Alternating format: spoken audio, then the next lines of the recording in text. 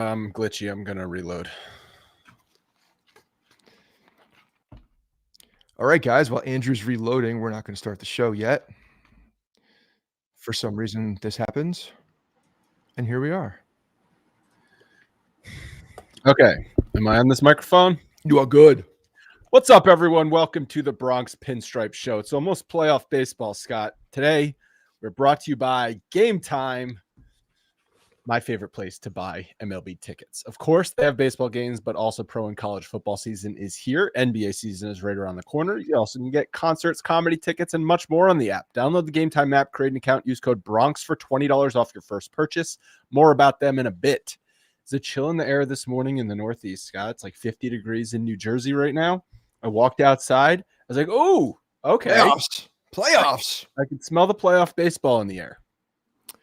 Yeah, as soon as that weather starts breaking, you start getting those vibes standing outside of Yankee Stadium, podcasting in the cold, and yeah, some different type of baseball with a little different feeling. And it looks like the Yankees right now are, almost a wait and see. That's kind of what they're doing right now. If they don't fumble the bag in the last week, they're kind of just like seeing who they play at this point, right? Like they're, but obviously things are looking good as we kind of expected. But yeah, man, there's some, I think there's going to be some interesting things that Boone is unfortunately going to be in charge of and making some decisions about, because I do think there's some decisions still to be made as you're going into the playoffs with roster and pitching and a number of things in the bullpen. But they're in a good position right now. It's just a matter of who we playing. Yeah. It's so crazy how much the standings have changed in the last 2.5-3 weeks, because before the gauntlet that the Yankees were entering, which was they started with that, I guess the beginning of September. So really this month in 21 days, it looked like the Yankees were going to be at Boston for a wild card series. Yep. It looked like Houston was going to be in commanding position of their division. Detroit had sort of been the most steady team all year. Toronto got hot in the beginning, and everything is sort of flipped on its head. As we stand here today, Toronto holds a 2-game lead over the Yankees. Technically, it's a 3-game lead, as we've been saying, because of the tiebreakers. I just think it's too little too late for the Yankees to catch Toronto. That loss on Friday night, I think, is going to be a killer for the Yankees, because the Blue Jays lost on Friday. They would be a game back right now. And if you're talking about 2 games you need to make up in 6, it's just so much more realistic than 3 games in 6. Yankees would have to win out, and Toronto would have to go 500. Like, I guess that's the most realistic scenario you can envision. And that doesn't even get them there, because that just gets them tied. So the Yankees have to win out, and Toronto has to go 2-4. And I just don't see that happening. So, but you're right. Like, Boston fell off a lot. Houston has struggled a lot. Seattle's surging. Cleveland is surging out of nowhere. And Seattle wiped away a big, they went high. And then I was just listening. I forgot that the Tigers even they had a 15-game lead at one point, which is insane. Huge. And that's a question. I mean, I think it's down. Is it down to a game, even in the East? So the wild card, while the teams are still jockeying for that last spot, the divisions are there, especially in the AL Central. I think the Mariners are up 2 games last time I looked, but that the AL Central is interesting because of the way that the Guardians have surged and they've put themselves in a different conversation at this point. Well, so much has changed, yet the Yankees are still right now playing Boston in the wild card series. But there's scenarios in which they could end up playing Houston. They could end up playing Detroit. They could end up playing Cleveland. I guess if Seattle falters in the last week and Houston gets hot, no, could they even catch them? Houston has 84 wins and the Mariners have 87 wins. So I don't even know if that's possible, depending on tiebreakers. Yeah. So, but the Yankees, what looked like you're going to be 3 games at Fenway Park for the wild card, kind of worst case scenario right now is you're hosting the Red Sox for 3 games, or you could wind up with like an AL Central team for the first round. And yeah, you could say, oh, Cleveland, hottest team in baseball right now. Don't want to play Cleveland. You want to play Cleveland, okay? You want to play. You don't want Tarek Skubal. I mean, at the end of the day, like, you don't want anybody with a bona fide ace, especially one that has done this before and can can at any point shut down the Yankees team, any team, but the Yankees team for 7, 8, 9 innings. You don't want that. That's what you do not want. And Tarek Skubal's that guy. Yeah, teams with a true top of the line ace, which Skubal obviously is. Crochet is, but he has struggled this month. He's kind of fading. He's the first time he's ever pitched this much in his entire career. The Yankees, despite kind of being out of that game on last Sunday when they played at Fenway, they hit him okay. It wasn't like he it's hard to completely take anything took the away bat out of their hand. It is hard to take anything away from that, though, because when you have a lead, a guy like him is probably, especially with knowing the amount of innings that he's throwing, he's probably, he's going aggressive. He's coming after the plate a lot more consistently. So hard to take anything away. But yeah, they did get to him a little bit, which, at the end of the day, whether it's real or not, it's a confidence factor for the hitting team, and hitting is contagious. So it's a plus for the Yankees, no doubt. But in the 3-game wildcard series, going up against a true lockdown ace, which other teams could be looking at Max Fried being like, well, the Yankees have one of those too. But you lose that game 1, you're immediately facing elimination. That's why, remember that crazy stat? I forget the exact numbers, but something like every team, or it was close to every team. I think it was every team who won the first game of the 3-game wildcard series won the series. Yeah. So yeah, it's no longer a 1-game play-in game essentially, but it's still basically whoever wins that first game wins the series, because you're at such a disadvantage when you're down facing elimination immediately. Especially because it's 3 games, because that game 2, now you need to unload your bullpen you have no room for error anymore. So you're either, you're putting everything on the line for game 2 if you have to, because you're probably not going to get, a deep pitching start, not the way baseball is today with the number 2 pitchers in that game. So you're going to have to unload the bullpen, and then you're screwed for game 3. So you're just at a huge disadvantage strategically anyway, unless you get a very good pitching performance out of that number 2 guy. And so that's why going up against Detroit in the first round of the playoffs could be potentially really scary for the Yankees. Whereas despite Cleveland being the hottest team in the league right now, I think the Yankees just have really good matchups into teams like Cleveland, who, if you go look at their lineup, I think they have 2 hitters with above an 800 OPS. It's just their lineup does not have a lot of depth to it. And that plays into the Yankees pitching hands, because their bullpen can play against teams that are weak hitting. And the Yankees lineup, it's kind of hit or miss, but at the same time, you give it enough opportunity, someone's going to run into a solo home run or 2. And I just think that they match up really well into those kinds of AL Central Cleveland Guardian type teams. Detroit might be a different story because of Skubal. He's the wild card in all of this. He's the X factor in all of this when you have such a dominant ace. I wish I could tell you I knew enough about the Seattle Mariners lineup. I know they've been really good lately. They're deep, and they acquired a ton. I'm looking at the Seattle page too, so we can talk about that quickly, because I was looking at what their pitching depth is again right now. And I mean, they have Castillo, they have Wu, who's had a really good year. They have guys who could come out and shut you down. There's no doubt. Kirby's been struggling, but I know he's been good in the past, right? Yeah, 100%. They have guys who will keep the game at bay, and they have some thumpers. You want to hear the lineup they put out here? I'm going to read you the lineup. They obviously have one of the 2 MVP finalists. So. Yeah, we'll talk about that, because when I was looking at I didn't realize that Raleigh was in the high 50s. I thought he was right around Judge. I didn't realize that he was a high 50s. Judge missed. I know that, but he has not fallen off at all. So you look at the Mariners lineup; it's deep. And I'm sorry, you were mentioning this in our group chat about the Mariners are not scaring you. And I said this: any team with Randy Arozarena, Rice-A-Roni, as we used to call him with Tampa Bay, I don't feel good about that. I don't, because he kills the Yankees, and in the playoff, like that guy. He scares me a little bit in the playoffs.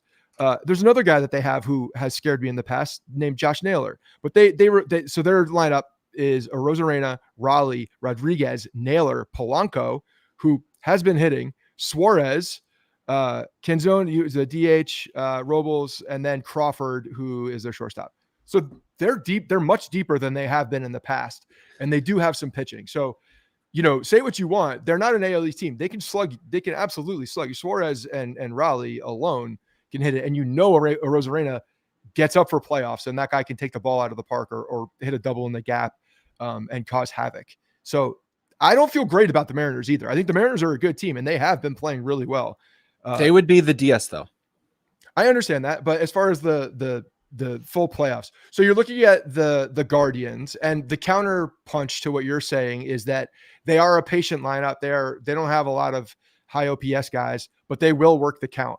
And because of that, that could play to not Max Fried necessarily, but everybody else who's in the starting rotation, or who's going to get a step up on a mound.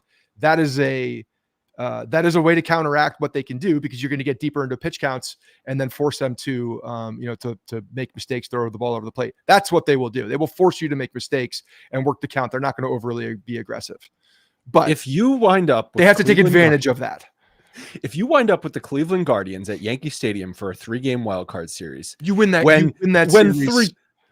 When 3 weeks ago you thought you were going to have to go to Fenway for 3 against a Red Sox team that had dominated you all year. Like this is such a better position. 100%. I'm not arguing that. I'm just telling you where we could get snake bit. I'm looking at the areas and opportunities we could get snake bit, and I think that is potentially one of them, with the amount of walks that everybody else besides Max Fried. I mean, kind of Max Fried since the All-Star game as well, but the rest of the rotation into the bullpen, there's strike throwing problems, and when you have a very patient team who needs to kind of nibble on the offensive side to get what they need to do, that's going to be their strategy. Like 100%, that's going to be their strategy. So, but you're right. There should be no problem. I just think that the Yankees were able to get through the American League last playoffs because they largely played mistake-free baseball in the playoffs, and they let the other team's inferior talent sort of make mistakes, and the Yankees talent just won out in the end. And that's kind of what you're seeing happening right now with how the Yankees are playing. Are they playing exceptionally good baseball right now? I don't think so. But for the most part, they're playing mistake-free baseball.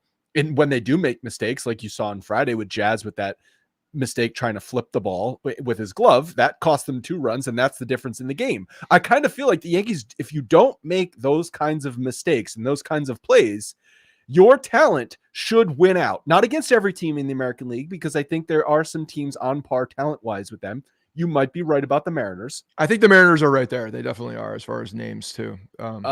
Boston, for the majority of the season, I would say yes, but they have sucked in September so far. They have really struggled. And as soon as Roman Anthony went down, it's almost like that team folded. Now, if he comes back and is back to being like he never left, maybe that changes. But Bregman's been struggling. Bayo has been struggling. Crochet hasn't been as dominant as he was. You've seen some of the back of the bullpen. Like Chapman was on some crazy run where he didn't give up a hit in like 40-something batters. Like that came to an end. So I think the Red Sox could be vulnerable, but I'm never going to call a Red Sox series easy, because it's just not in my DNA to do that. So that would be a difficult series no matter when you play them. I think the Blue Jays, because they've played the Yankees good all year and they've got talent up and down that lineup. I think I have questions about their pitching staff. I think the Yankees can hit their starting pitchers, but I think Bichette is also, ending the season not healthy. So we'll see what he is going in, if he can be at full strength. But yeah, you're right. They have a new kid. I was with a bunch of Blue Jays fans over the weekend, actually, and because I'm working with some guys out of Toronto. Yeah, well, it's interesting because I like hearing their stuff. But they had this new pitcher, this kid who got called up, Savage, who they're all over his nuts. And he's got a really interesting delivery. It's like a very, very high delivery. I think they were saying it's like 9 feet at peak where the ball is released. It's something crazy. He's like it's like a windmill. He's 6'4". He doesn't throw all that hard though either. He's got 95. Just like super over the top. Yeah. He literally looks like a windmill as he's releasing the ball. But anyway, you're right. They have talent. I think they also have more pitching depth than they've had in quite some time coming into the playoffs. So they've been struggling though. Like they almost have. If the Yankees just didn't go into Minnesota on that first game and just not show up entirely, lose 7-0, completely lifeless, and then didn't blow that game on Friday, the Yankees could be a game back or tied right now because Toronto handed it back to the Yankees almost. And I think it's just you're going to run out of runway in order to catch the Blue Jays. Yeah, they've had gaps. They've had opportunities to fill or to get rid of that deficit and take it over. The tiebreaker is going to kill them in the end. You know, that's because it's another game that you have to overcome, obviously. So that's going to be a tough one. But yeah, look, last year we saw the Tigers surging like crazy coming into the playoffs, and they faltered immediately. Yeah. So there's something to note on like when you get hot, how long you've been hot going into it, because obviously the hot teams that come into the playoffs or get hot during the playoffs are usually the ones that you see making long runs. But the Guardians have been hot for, a couple of weeks now. So yeah, how long can you actually sustain that?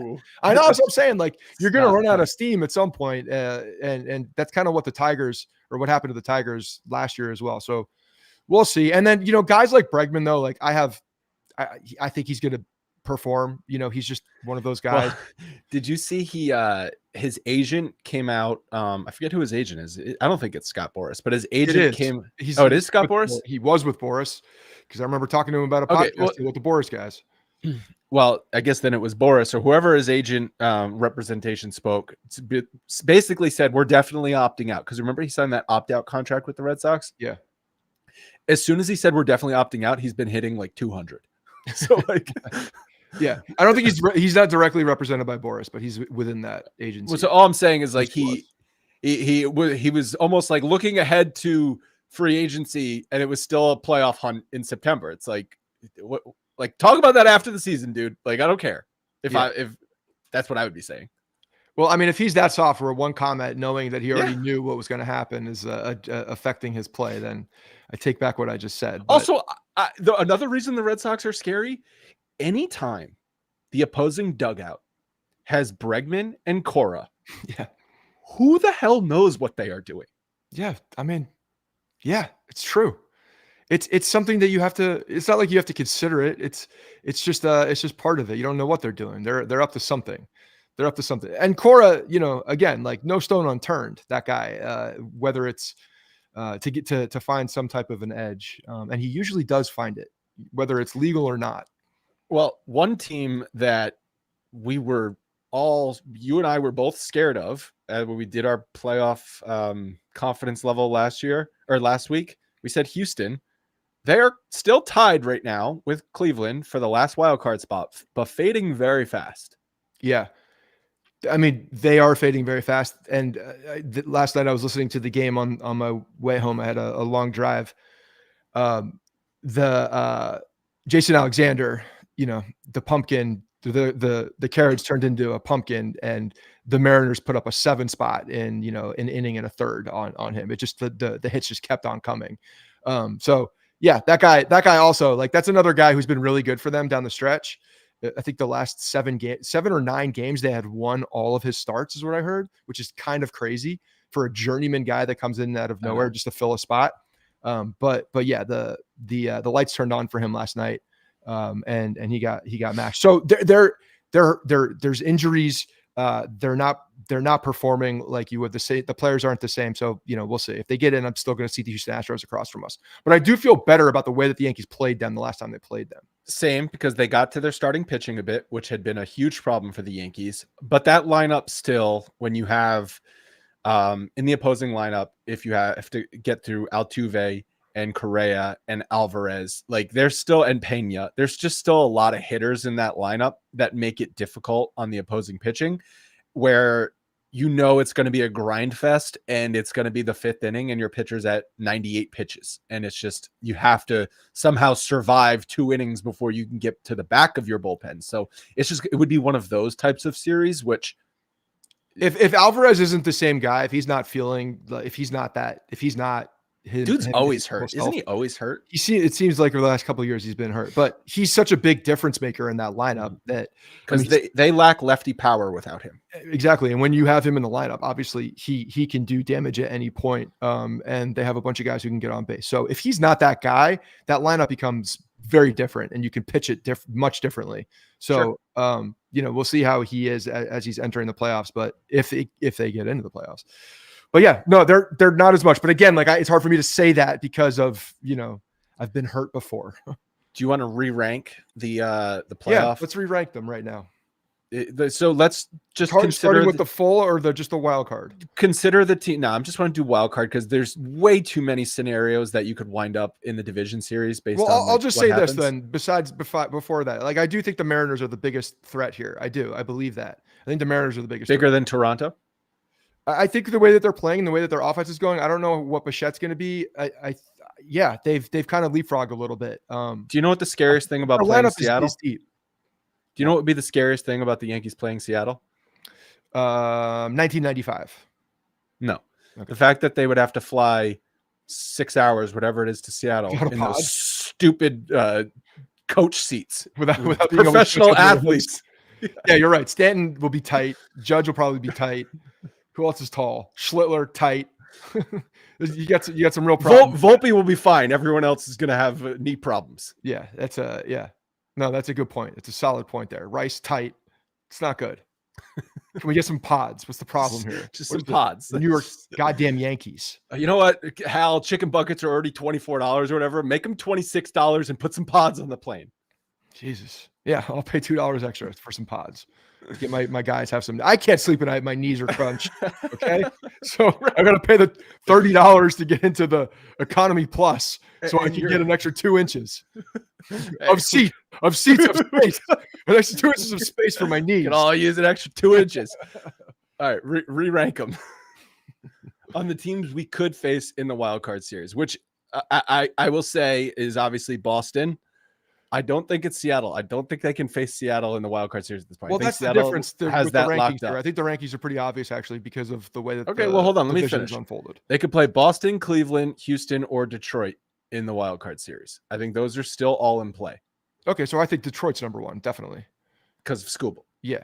Do you take back what you said about Boston just now? Because didn't you just say Boston's number one? No, I didn't say Boston's number one. I said I will never feel like this is going to be an easy series against Boston. All right. So for me, it's Detroit, 100% hand over fist, no doubt about it, because of Tarek Skubal. And then you go, then Boston, then Houston, then Cleveland. Yeah, for me. And it's Detroit and Boston 1 and 2. It's a little bit further down Houston, but it's still Houston because I know they haven't been playing well, but it's still I'm not going to feel confident against Houston. All the way at the end of I don't even feel comfortable saying a little bit further down Houston. I'm just going to rank Houston. I'm just going to lump Houston in with those other ones just because. Honestly, it makes me feel better about, future ramifications of what I say. If they play Cleveland in the first round, I might record a division series preview before the wild card series starts. Christ. At some point, this is gonna backfire. At some point. No, hey, Detroit's an AL Central team, and I'm not saying they're going to be super easy. Fair enough. You are talking a little different. Well, because of one man. Okay. 2 men, Gleyber Torres. Okay. No, not because of Gleyber. You don't think Gleyber Torres? Gleyber Torres is going to be on one. Yeah, I've seen Gleyber Torres in the playoffs before. He ain't going to be against the Yankees. Gleyber Torres is going to be a different guy. I thought he was playing against the Yankees on many of his playoff runs. Anyway, Tarek Skubal for sure is that guy, and seemingly feeling good too, which is not great for everybody else.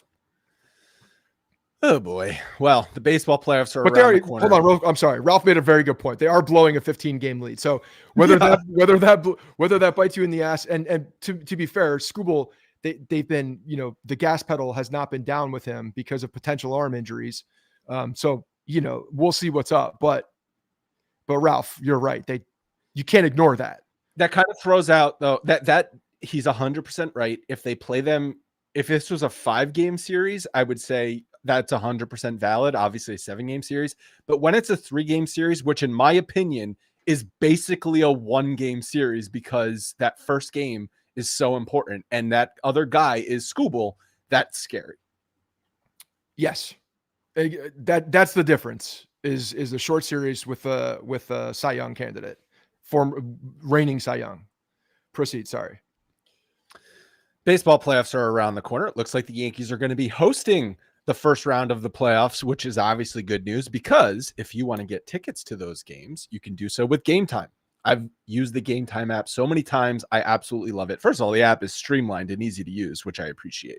But I've used it for baseball games, theater tickets. They also have great tickets for all sporting events, concerts, and much more. The last minute deals feature is especially cool because if you snag tickets, you can snag tickets for affordable prices by just waiting. You can save up to 60%. I also like the all-in pricing feature because I hate when I'm hit with those added fees at checkout. I just want to know what the total price is going to be up front. It's kind of like tax. Just tell me. I know I'm paying tax. Tell me what it's going to be in total. Last but not least, the lowest price guarantee. If you find tickets in the same section and row for less, Game Time will credit you 110% of the difference. Take the guesswork out of buying tickets with Game Time. Download the Game Time app, create an account, use code BRONX for $20 off your first purchase. Terms apply. Create an account, redeem code BRONX for $20 off. Thank you very much to Game Time, who will be with us through the rest of the Yankees season for however long they go in the playoffs. Before we transition, I want to, Ralph he made a couple comments here that one I wanted to just hit on quickly. He said that no AL team scares me against the Yankees only if I were an umpire and Albert Bell got into a fight with Randy Johnson. Okay, that was not the point. The point is that no team scares me. He's right in that sense, right? Like I don't see that a team that's scary. The team that scares me is the New York Yankees because you know what we were talking about before. You know, for the most part over the last couple of weeks, they've been playing like much better fundamental baseball. There are issues like the Jazz flip. You do that in the wrong situation, which they have been in recent playoffs, then that can snowball into a disaster and a loss. Like immediately, that's a playoff loss right there. That's a playoff loss. If you do dumb shit like that, if you don't field the ball, if you don't throw the ball, if you don't do the things that you need to do that are fundamental to baseball, then the Yankees will beat themselves. And that every Yankees fan is aware of this. Every should Yankees be scared fan of that. Is scared of this. There's no doubt. Every Yankees fan who's watched any amount of Yankees baseball over the last, how long's Boone been here? 7 years. 7 years. You know damn well that is around the corner. And if that is around the corner and they do that, then it doesn't matter who you're playing. It could be the Cleveland. To you, maybe not, but you can boot the ball, you can throw the ball around, and no matter how many home runs you hit, how well you're pitching is, if you don't do the right things against good teams in the playoffs, you will lose. And so, yes, that is the overwhelming, scary concern is how do the Yankees, limit the amount of damage they do to themselves? And if they can do that, then, the talent will win. Yeah, that's what I said. Listen, is any team in the American League scary in the sense like, oh man, the Yankees are super undergunned. I don't think they can win this series. Absolutely not. But I think there's more teams in the American League this year that can beat the Yankees. If you understand what I'm saying. Whereas last year, I did not think there was a scenario in which the Royals or the Guardians were going to beat the Yankees in the playoffs last year. That's why I was so cocky throughout those first 2 rounds of the playoffs talking about it. Like, it almost does not matter because over a 5 or a 7 game series, Kansas City or Cleveland was not talented enough to beat the Yankees. That's not the case this year. The Yankees could lose to Toronto. Absolutely. We just said they could lose to Detroit, especially because they would be in a short series against them. Seattle, with all the talent you've just highlighted, the fact that they have an MVP candidate and some good pitching that can match up. Absolutely. Boston, never going to be easy playing Boston.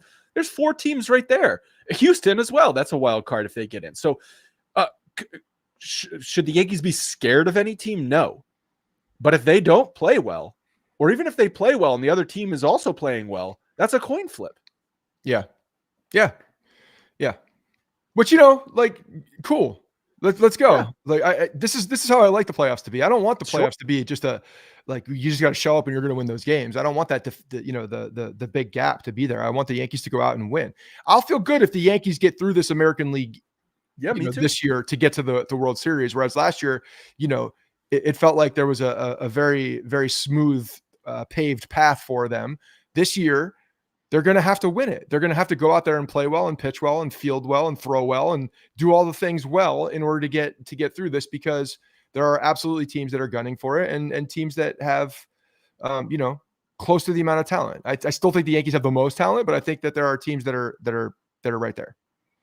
I guess there would be a world in which they get Cleveland in the first round, then Detroit in the second round. Maybe Skubal is like only pitches once in that short series because he had to pitch twice before. No, I guess you couldn't do that because that means they would have won the division. I'm trying to think a scenario where it would be easy. It'll be a lot harder this playoffs. I think the wild card is if Skubal tweaks something again or doesn't feel exactly right, then he's not that same. Well, he's not that same guy. Even maybe he's not around the plate as much. I think something like that also because he's a must. They need him at peak performance for them to do what they want to do. So we're not going to touch too much on the games from the past week. They took 2 out of 3 in Minnesota. It's disappointing. Like, it's dumb to say, but it's disappointing they didn't sweep the Twins. Like, they walked in there after that weekend series against Boston, and they just didn't show up on that game 1. And it's like, what happened here type of thing. The offense. It's Monday. They didn't think they were playing. They thought it was a day off. The offense showed up in the second 2 games, but they almost blew a 10-1 lead in that second game. You sort of saw the underbelly of that bullpen against the Minnesota team that are like, what are they playing for at this point? So your pitching got hit around by a Minnesota team that has no business hitting you around. Yeah, you have a bunch of individuals that are playing for jobs next year, basically, whether it's on that team or another team. Fried dominated in the first game against Baltimore, 7 shutout innings with 13 strikeouts. Volpe was back at shortstop. So after a brief, what was it, 4 days off, he was back there starting at shortstop for the next 3 games. Caballero played yesterday. We talked about that tough loss. Trevor Rogers also, like, he's been dominant this year. Stanton had his 450th home run. Good for him. Nice round number, as he said. He will get to 500 home runs, I believe. I think he'll sneak around 500 home runs. I don't know. Stanton's one of those guys also that's like he's always on a tightrope for that final injury that really just takes away his power. You know what I mean? Like he's teetering on it. And I know they're holding him back as much as humanly possible to keep it going, but the wrong thing goes bad with a guy like that, and it's going to be tough for him. But he should no doubt do it. I still feel good about Stanton's bat in October. I do too. I'm of course. I know he's been struggling after he got super hot. Then he struggled a bit, but good because that means he's going to be on one. Get the struggles out now. If he's feeling healthy, whatever that means in Stanton terms, I like his bat in cleanup in the Yankees lineup in the playoffs. Break out the axe, start chopping the wood, and just get those hands through the zone as fast as he does. He's insane with it. And then a 7-1 extra inning win with the Rice Grand Slam. 30-30. Big thing is the 30-30 man. Jazz completed his quest for the 30-30 season. He called it in spring training. So I went back and I saw these comments in one of the articles from spring training. I think it's going to be career numbers, and not even career numbers like last year. I'm talking about substantially better was Jazz's proclamation at the start of the season this year. And then after the game on Friday, Chris Kirshner was talking to him, and Chisholm said, "I don't want to leave New York. If you've ever played here, you would never want to leave. At the end of the day, it just depends on if they want me. That's the difference. Do they want a 40-40 player? You tell me." So whatever, man. I love, like, Jazz says whatever the hell he wants, whatever the hell is on his mind. And I appreciate that. Look, I appreciate it. I do. The guy called it and then did it. Good for him, man. Like, we haven't had a second baseman in how long that's, been the guy that Jazz is right now. So I like him, and I'm glad. Who would you say the last second baseman? Besides Rob Refsnyder? Rob Refsnyder. So obviously there was Glaber, who had some good seasons. There was Glaber. No. He had a good season. He had a good season, although I think his best season when he was playing shortstop, right? 2019 he was at second base. Yeah. Before that, Starlin Castro. I love me some Starlin Castro. The one before that, Stephen Drew and Rob Refsnyder. Hated Stephen Drew with an absolute passion, fury in my in my veins boil I think there was some for Stephen Drew there was because some of Rob Restall. periods. There were some periods in there where we got some Eduardo Nunez at second base. We got Brian Roberts with the colored contact lenses at second base. Yeah, a little But cheating action with the orange lenses that pick up the baseball better. we know the answer performance is obviously Soriano. Robinson Cano. Robinson Cano. Robinson Cano was the best player in baseball for a few years. Okay. So that was the last best second baseman the Yankees have had. Yes, 100%. And before that, Soriano. And Soriano, you're looking at this. Cano is just a different type of player than Jazz is, though. Soriano feels sure. more like Jazz than just because of the home run swing. I think just feels a little bit different. And Cano was just so compact. But yeah, it's been also like people might forget. I know there's been a lot of great historic defensive second basemen over the year. In my lifetime watching baseball, I never saw a better defensive second baseman than Robinson Cano. You always say that it doesn't ever stand out to me because of and I know he was always just so fluid, and it did look nonchalant a lot of the time. And I know he got grief for that sometimes. And people, I think, tried to do I think Glaber tried to do what he did, but then just forgot to field the ball first, or forgot where to throw the ball. But yeah, I don't know. When I think of Robinson Cano, I certainly don't think of best defensive second baseman, though. I can tell you that. I bet if he played a little bit later and there was the age of these advanced defensive metrics, he would be at the top because his arm was elite. His arm was 100% elite. He had a shortstop arm and a second baseman body. He had a lot of range, especially going up the middle. He had a lot of range. It was more towards the first base side where I don't remember the range being as much. Well, I remember in one of the books I read, it might have been Martino's book. The Yankees had to cover Jeter's defensive woes late in his career. They actually would position Cano more up the middle because they knew Jeter didn't have as much range up the middle anymore. So that could have been a reason why. But. Well, you have the asset of Cano's arm too at that point too, where he can make that throw from. There's not a lot of guys that can make that throw going towards second base.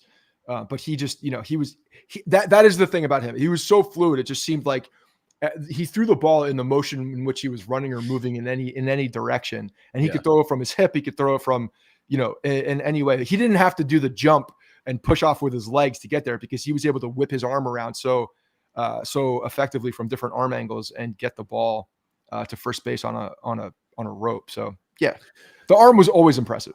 So back to Jazz. 30-30 seasons, no doubt impressive. That's cool. Speed and power is the coolest combination you can have in baseball. Third player in Yankees history with 30-30. Soriano did it twice, and Bobby Bonds did it back in the 70s. Okay, so Bobby Bonds.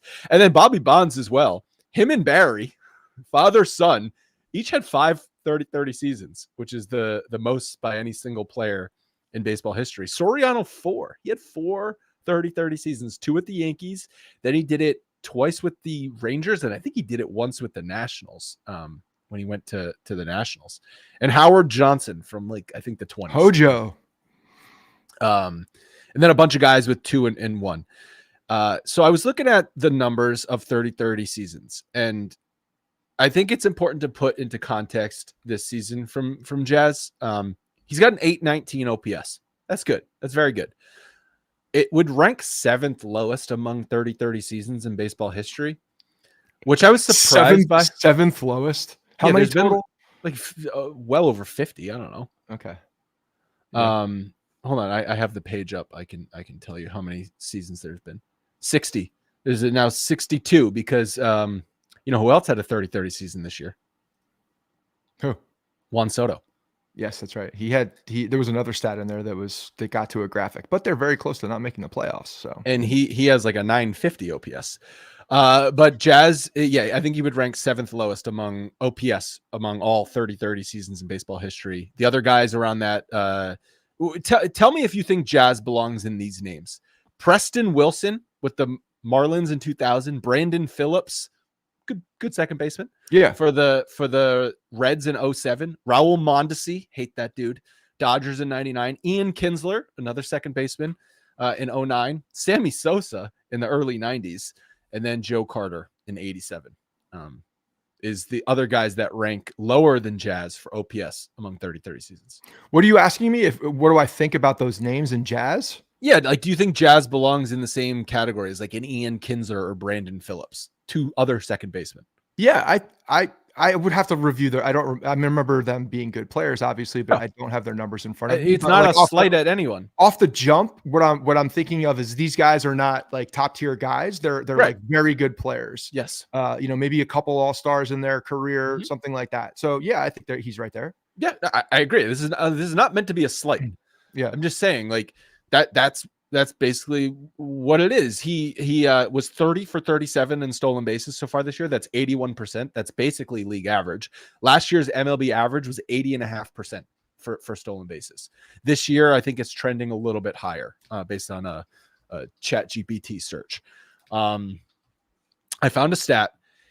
Bobby Bonds one time in 1978 had 30-30.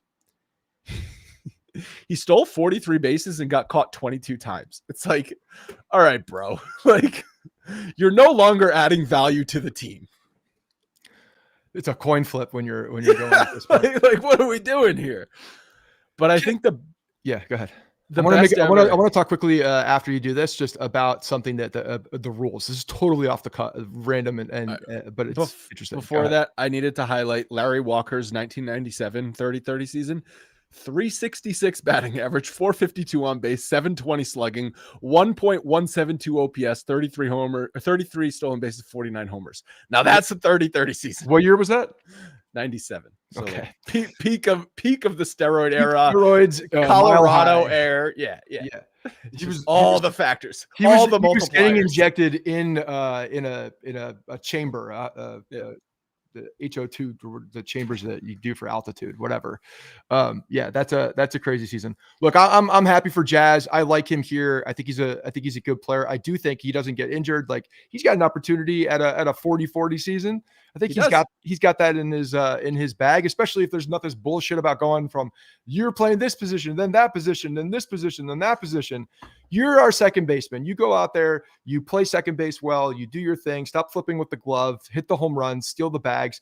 And you know what? Like, open them up a little bit more for stolen bases. I still think the Yankees should be stealing more bases, but also, he's hit more home runs when he came back from injury and stopped trying to hit home runs. So remember that next year. Yeah. I mean, how many times do we have to talk about this? This is exactly the cure for everybody's hitting. It was the cure for Gleyber Torres. It's Cameron Maybin, up the field, middle of the field approach. If you try to hit line drives, the ball will go over the fence. If you try to square up the ball and hit line drives, the ball will go over the fence. It's science. Okay. It is. It's just baseball, Susan. That's how you do it. Can I say one more thing before you go on this stolen base tangent? Yeah. Jazz did not have a good playoffs last year. Yeah. He needs to have a good playoffs this year. He's going to continue to talk shit. He's going to think they're the best team in baseball and tell everyone about it. Fine. Good. Go show up in October, please, because you didn't last year. And one concerning stat for me, I look at Jazz's splits. He's got like a 680 OPS with runners in scoring position. It's not good enough. When you're an 818 OPS player, that's the regular season, or that's his regular season this year. Runners in scoring position. Jazz has a 680 OPS when he's, for the season overall, an 819 OPS, which means in non-leverage situations he's at like a 900 OPS. Yeah, and in high leverage situations he stinks. So I caught the text saying about the 30-30. Rein it in. Yeah, so totally off the I just wanted to mention something that the stolen bases. I think it's really interesting this year, and I think we're seeing it a lot more this year. At least I'm noticing it a lot more this year. How the catchers are throwing like significantly down the line on the stolen bases, and basically they're trying to tag the feet and trying to get them. You think it's by design? It's 100% by design. There's no doubt about it. It's by design. If you throw to the bag, you're too late. That's such a nerd thing that nerds probably figured that out. I don't think it's nerds. I think it's a baseball play, because when you're looking at, you have the tag, and these guys have a massive jump. There's a big disadvantage for the catcher. If you're throwing down the line now and making the tag at the foot, there's an opportunity now. You're using that length to your advantage and taking away the extra shorter distance. Yeah, you're taking away the extra, couple inches that they need for gaining their advantage. Not to mention that first step is a lot more confident, knowing that the pitcher can only throw over a couple times. But I think the catchers and the run game, the cat and mouse between the catcher and the runner and the pitcher and the runner has made an interesting adjustment this year because of that. And I think a lot of people still see that throws, they think that throws are sailing towards the first base side, but I 1000% believe it's by design. And I think it's a really interesting adjustment. That's a good observation by you, because I had noticed that, but yeah, that makes sense. Now runners need to make the adjustment and like lift their feet up or something so they're not outstretched. Or don't lift their feet up.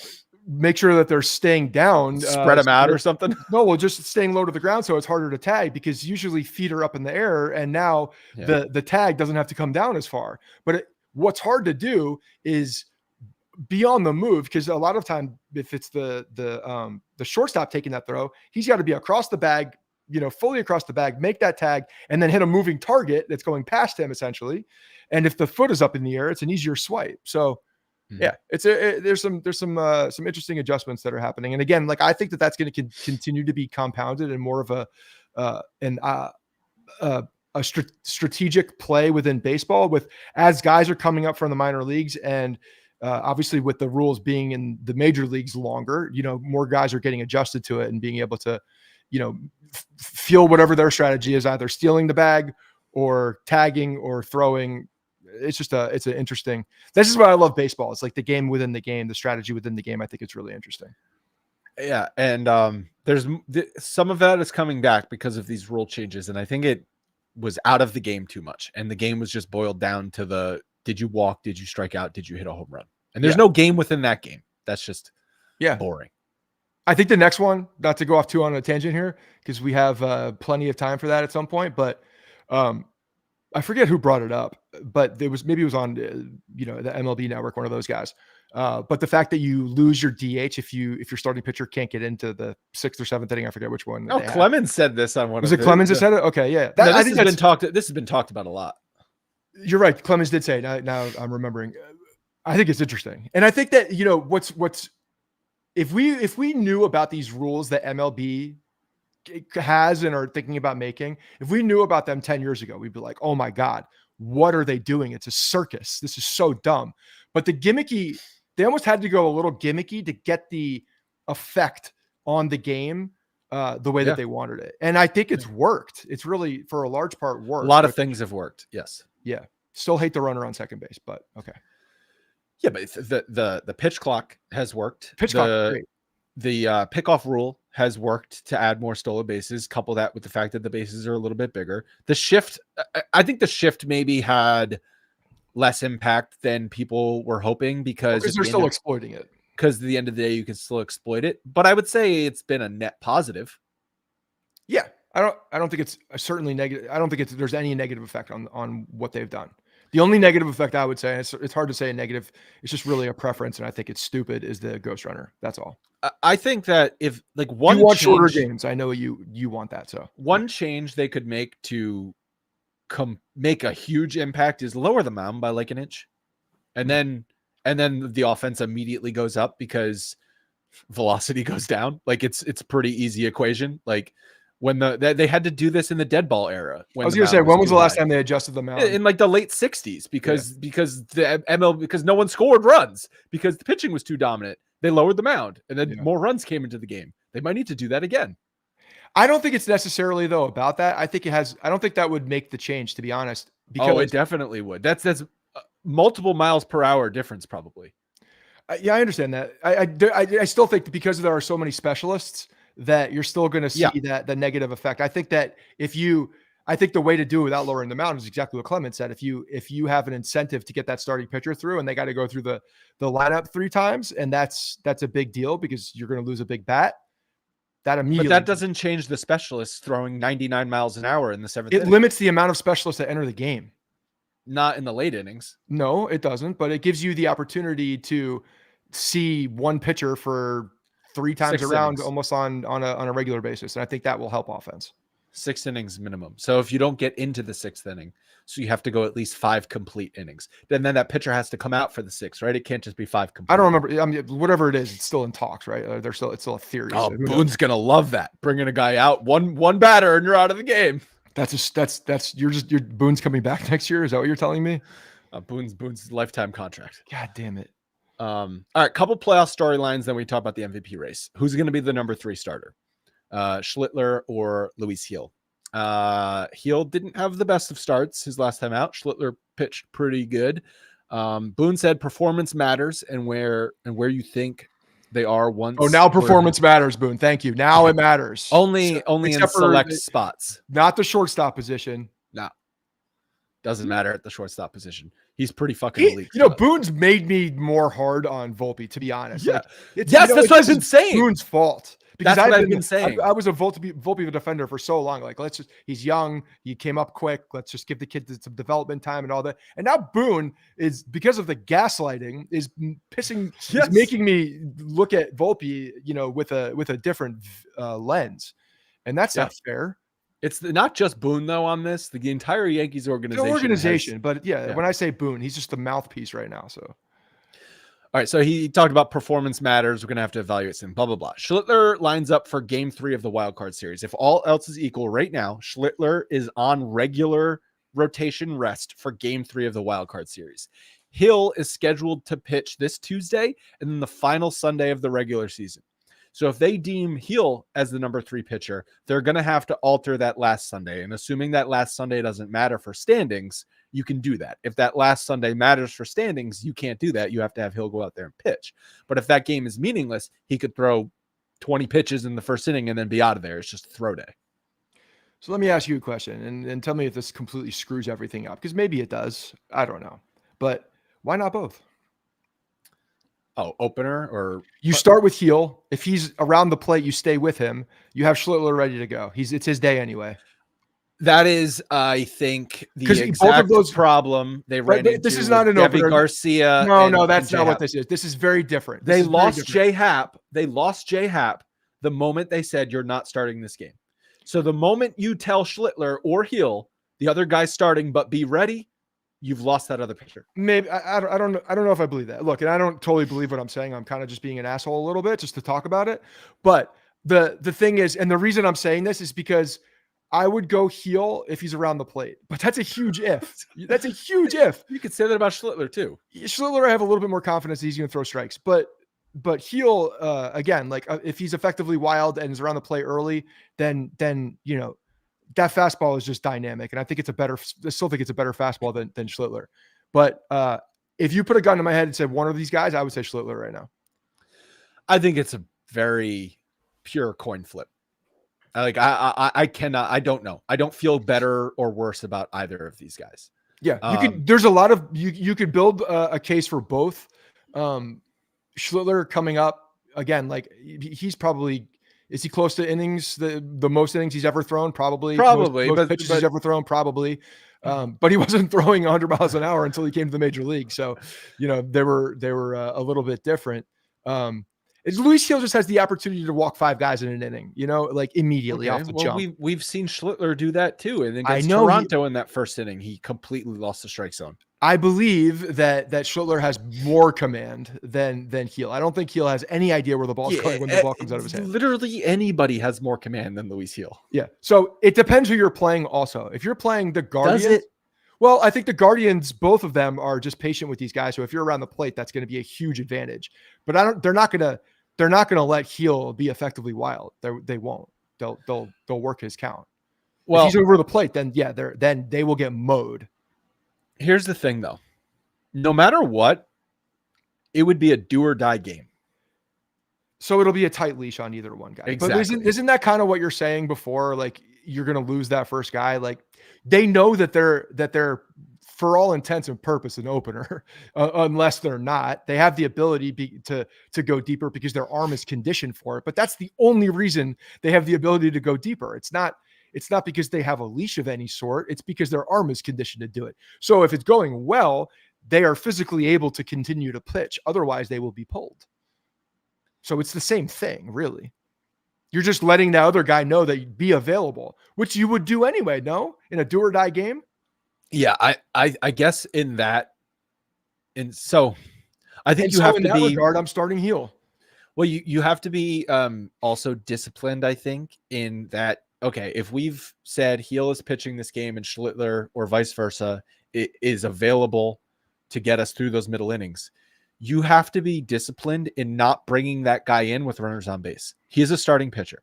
He needs to warm up in the bullpen and come out like in a fresh inning as if it's a start. So if you're in the third inning and it's 2 runners on and you're like, Hill's done in this game, I got to go. You can't bring in Schlittler to get out of that jam. You need to bring in a high leverage reliever, Tim Hill, if you're facing a lefty, or someone else to get out of Cruz, to get out of that jam, to get it to that clean inning. But then you're burning a guy. If you don't, two outs, 1 out, 3 outs, who knows? What did Joe Girardi do in the 2017 wild card in the first inning? He didn't go to another starting pitcher or a long man. He brought in David Robertson. David Robertson's different though. That you can't make that comparison. David Robertson is a hoss. and how many innings did he throw? 3 in that? He threw 7 million pitches that night. And David Robertson's a guy that you could say, oh, he's just going to go do it. Who is that guy in the pen right now? My point is you have to go to a reliever who at least has experience in getting out of bases, men on base jams. You can't go. I understand that. I agree with that. But what I'm saying is that he had the intent of going to David Robertson, who is Houdini. This is what he does. He gets out of jams, but then he had the ability to go multiple innings as well. So, you could look at Luke Weaver in that role potentially, but now you don't have Luke Weaver who. Okay, very well. That might be the game, though. I understand, but he's your most reliable, one of 2 most reliable guys at the end of the pen. So could Max Fried be available in a game 3 for 3 batters? Everybody's available. Exactly. So that's another guy that wouldn't be there on game 77 of the regular season. Well, you're not bringing Max Fried in with guys on runners in scoring position or guys on base. My point is, you're like, oh, if you use Luke Weaver in the 3rd inning to get out of a jam, then you don't have him for the 8th inning. But maybe you have Max Fried for the 8th inning. Yeah, that's something you don't have in the regular season. But it's just there's situations in the playoffs, especially in a do or die game, where it doesn't matter just because the scoreboard says 3rd inning. That could be the game. I get it. The fire extinguisher role. I understand, and I agree with you. Depending on the situation, depending on who's up, where they are in the order, and what that situation is, and what it calls for. The thing is with this bullpen. You're probably burning a guy unless it's Weaver and you continue him, into the second. I mean, you could, depending on pitch count, Weaver could go depth. He could do what Robertson did. Yeah, and that's the thing about this bullpen. Another question I had or storyline is you Bednar, Weaver, Williams, then who? Cruz, Doval, Hill, one of the starting pitchers, Schlittler or Hill. If they make it to a DS, I'm assuming both Schlittler and Hill are making starts. So does Will Warren go out to the bullpen? Like we've seen him blow up in the 1st inning on multiple occasions this year. So that bullpen, especially the underbelly of it, is going to come into play at some point in the playoffs. And just how do they navigate that? And the other thing, Judge's throwing hasn't really been an issue. Maybe he knew more about his arm than Aaron Boone did about not him. Boone didn't see him throw. It's such an egregious comment coming from a guy that says he's a player's manager and is protecting people forever. Just make something up about their captain. He said he's probably not going to play the field again this year, and he just played 5 out of the last 6 days in right field. How do you take him seriously? The guy's a complete moron. Like what? Yeah, I know. You're the leader of men. The leader of men. And Judge is like, what is, I don't know why he's talking about that. He's never even seen me throw a ball. But it's just like this was said. You never saw him throw a ball. That's egregious. Okay. You should know every day, watch him throw a ball, see what he's doing. You should, if you're not there, have an intern record it and show it to you right afterwards. Just go on Brian Hoke's Twitter. There's probably video of Aaron Judge throwing. Like the fact that, and then you're making public comments about this in a jovial manner. He's all laughing about it. Like, shut the fuck up. Like, it's mind baffling. Yeah. How he said he's probably not going to play the field again this year. I know. This was said at the end of August or early September, whenever that was. So the other thing that I said was the Yankees are scary because they can throw the ball around. Aaron Boone is the other scary piece that they could do damage to this Yankees team because of his moronic in-game decisions or moves. They're not even decisions. They're just like, they're talking points. I don't even know what they are, but they're not like decisions based on what you're looking at. They're decisions. You decide to read the sheet, the script, and what you're supposed to do. That's the decision that you're making. Otherwise, you're looking at Brad Ausmus and you're like, what do I do? What do I do? I hope he does that. Honestly, I trust Brad Ausmus. Haven't heard Brad Ausmus say 3 words in like 10 years, but I trust him way more. Okay. So I don't know. Who did Brad Ausmus manage? I could see Goldschmidt making better decisions, to be honest. Like at this point, Goldschmidt's kind of a, another coach in the dugout. Does he still have a pulse, Goldschmidt? He's Matt Holliday coaching in the dugout. That's what he is. All right. MVP race. Who would you vote for? I mean, Aaron Judge. Jesus Christ. Aaron Judge. But it's really honestly, I think this is way more of a coin flip. And the fact that they've surged and taken over the division, I think will absolutely go against Judge. But, will you see the inconsistency of this Yankees team and how important Judge is to this team? You could make the case both ways. You really could. Is there going to be some exhaustion of voting for Judge? Do people put in the back of their minds that Judge got robbed of an MVP and he deserves every single one that he's in the hill for? How much do you put in the fact that Raleigh's a switch hitter and a catcher and is a plus catcher on the defensive side of things as well? That's the key. That is the key. And he's still doing it late into the season. So he's going to hit 60 home runs as a catcher. That's never been done before. Yeah. He's going to win the MVP. I get it. His batting average is 247 and Judge's is 325, and Judge was hitting 400, into May or into June this year. I get it. If Cal Raleigh played first base, Judge would win this. He's a catcher and he's going to hit 60 home runs. Yeah, but when is the last time the defense of a player in an MVP race was truly considered? This is not even about the defense. Well, when was it? The fact of his position. It doesn't matter. Like you see guys it doesn't matter. I think voters will take this into account. And Judge missed time this year. He struggled for a big chunk of the year. How many at-bats does he have? Like 75, 80 at-bats less than Raleigh as well? I mean, you could use that as a positive for Raleigh, having that many more at-bats as a catcher, not having to I think this is just an unprecedented season as a catcher. The previous record was Sal Perez, 48 home runs. He's going to hit 60 plus home runs as a freaking catcher. I don't think people understand how hard that is. Yeah. I don't disagree. I think there's it's going to be a very, very tight vote. I really do believe it's going to be a very tight vote. And maybe the Yankee bias goes against Judge. It has in the past. There is, some will say there's a pretty significant Yankee bias if it's a tight race against with the writers and the voters. I don't know if that applies to Judge as much. It did when Altuve won. It did. There was he was the MVP and he didn't get it. And it went against Judge when what? When the other player who he lost to, what did he have that was unique about him? When Shohei Ohtani won over Judge, what did Shohei Ohtani position? But that's, okay. Yes. Okay, but it's position. And yes, it's not pitcher and hitter. Fine. Catcher is like the hardest position to play on the diamond. No, I'm not taking anything away from the catcher. I agree with you in that sense. And it's yes, there's merit to that argument, but there's also that's a unicorn. It's a total unicorn. That doesn't happen. But you're right.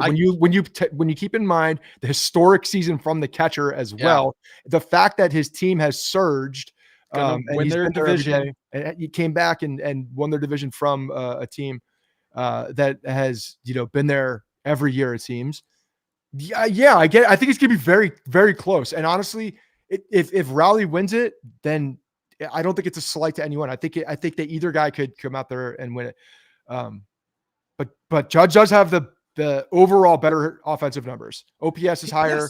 Yes, he does, because he's a better hitter than Cal Raleigh. Yeah, like no one's arguing that. And I saw the clip of Michael Kay going down the line of like Judge's numbers are better here. Judge's numbers are better here. Basically making the point, this is egregious if you think you would vote for Cal Riley. Like, when did he make that argument though? I saw this on going around Twitter like 2 or 3 days over the weekend. Yeah, again, if this is purely offensive numbers and you're looking at just the offensive numbers, Judge is the MVP. And that has been the case with the voting. So again, we go back to voting. We know voting's dumb. We know voting is dumb. Yeah, so what are we voting on? Because in the past, the part of the argument that I said where Raleigh has allowed it, been a big part of his team surging, Yankees, you could say that they're maintaining, but they're not going to win the division. If you're saying that value actually is part of what this award is, it's kind of been stripped from the award for a long time, going back to Alex Rodriguez winning it and with the Rangers. So what is the criteria? Again, like that's what it goes. That's what it boils down to. Are we voting on the same thing or are we not voting on the same thing? So you're getting into you're looking a different at best argument. offensive player, because that's what the MVP has been. Then but pitchers have won it. Pitchers have won it. Justin Verlander won it one year. In years that the offense, yes, you're right. But in years that offense was not there significantly. I don't know how you look the other way from 60 home runs out of a catcher. Yeah. What if he just stays on 59? Then he can't win it. Judge is at 49 right now. Yeah. So optics, Judge hits 50, Raleigh stays on 59 because that's a lot of pressure to hit that number 60. 60 is a what big if number. Raleigh? What if Raleigh hits 5 and breaks Judge's American League record? Then he won the MVP in those 5. But he's not going to.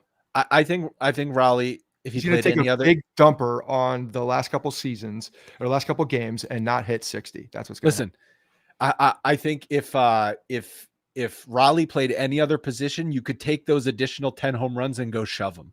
But the fact that he's a catcher, it's just different. And that's just context of baseball history. When you do something that's never been done before, you kind of throw out some other logic in there. And you might not like that, but that's just like kind of the reality of the situation. What I don't like about this is the fact that I don't know what the criteria is for these guys voting. Is that part of their criteria? Is that going through their mind? Because again, in seasons past, defense, and I know we're not talking about the catcher all the time, but defense has not mattered. It's been best offensive year. But you could look at it if you truly want to get into, if you just base it on WAR, Judge wins, right? So, okay, look, Judge has more WAR. What's the difference? What's the split? 9.2 9.2 and 8.8. 8.8. So, but here's the thing. I mean, Judge was the best player anyone had ever seen through May. He was hitting 400. Like that hadn't been done in 100 years or whenever Ted Williams hit 400. You could also say, Judge versus stick another right fielder out there, or Raleigh versus stick another catcher there. Like offense out of catcher is hard to find. I know, but again, am I considering that? Is that part of the criteria? I think you should consider that. I don't like that. That's not a known quantity. I think you should. It goes back. It's like there's a lot of subjectivity to what they're doing for the MVP, and again, it's changed over the years. It goes back to what the Hall of Fame vote is. Don't get me started on how these guys vote for things and whether they like someone or not either. Like that. But at the same time, the fact they're like, oh, his nickname is the Big Dumper. That's my guy. Here, at the same time, this is probably me just getting older with age and hating on the nerds. You get older with age? That's weird. Just me aging and hating on how nerds have ruined sports. That sort of unpredictability of voting, the imperfectness is kind of why people care so much. Because if it was literally just a computer algorithm that determined the MVP or determined the Hall of Fame, or when it's a computer algorithm calling balls and strikes, what are you going to yell about anymore? But I just want to know if you're actually using it as part of you being subjective about a season, or that's what I want to know. I want to know what you're just give me the criteria. Me? To then be judging. No pun intended. Oh, you're talking to me, or you're saying the hypothetical voter? Yeah. Yeah. I think hitting 60 home runs as a catcher is cool. Cool. It is cool. There's no doubt about it. But and the discrepancy in plate appearance actually wasn't as much. It's 26 games or 26 plate appearances between the two. Yeah. Whoever wins it is going to be very deserving. So that it's not I don't think either guy, if Judge doesn't win, I don't think you can say, oh, that's a rob, that you got robbed. Co-MVPs. Well, let's not get stupid. let's not. I would rather Judge lose it. I would rather they vote Byron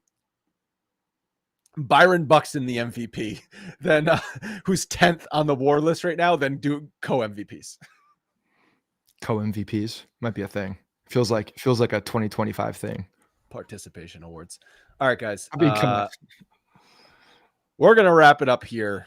We'll have one more regular season episode, which will really just be about previewing whoever the Yankees are playing in the first round of the playoffs. Assuming right now, there's no, like, knocking on wood here, like, don't shit the bed.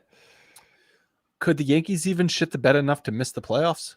I mean, they could shit the bed and it doesn't have to just miss the playoffs. Just like let's just not shit the bed this next week. That's so all. I guess they could shit the bed and like end up on the road for the first round of the playoffs, which would be egregious. That would be egregious. Yeah. With the White Sox in Baltimore at home, no one's playing for anything at all. 6-0. You got to go 6-0. Like, I'm sorry, you got to go 6-0. You win 5 of 6. Okay, you have one. Maybe it's that last game where it doesn't matter. That also, it doesn't everybody on that last day play at the same time. I think they do. It's 3:05. I'm looking. At You're exactly right. You need to go 5-0, and then if you need that last game, you need to win that game. If it doesn't matter, whatever. Yeah. Okay. So yeah, you prioritize these first 5. Yep. If you don't sweep the White Sox, come on. Yeah, you control your own destiny right now as far as hosting the wild card series. You take care of your games. You could basically take the last day or 2 of the season off and rest up and make sure everyone is fully rested and everything's good for the Tuesday wild card series. That's what your priority needs to be. Yeah. All right, take care of business, and then we can talk about some playoff baseball. I'm excited, and we'll be talking about this after the games. So so we will be recording again next Monday, 9 a.m. live on YouTube, and then up on podcast apps, and then TBD. We'll let you know what the playoff recording schedule is going to be next week. We got to talk about it, figure it out. Yeah, we'll see you then. But I'm going to push him to do every day.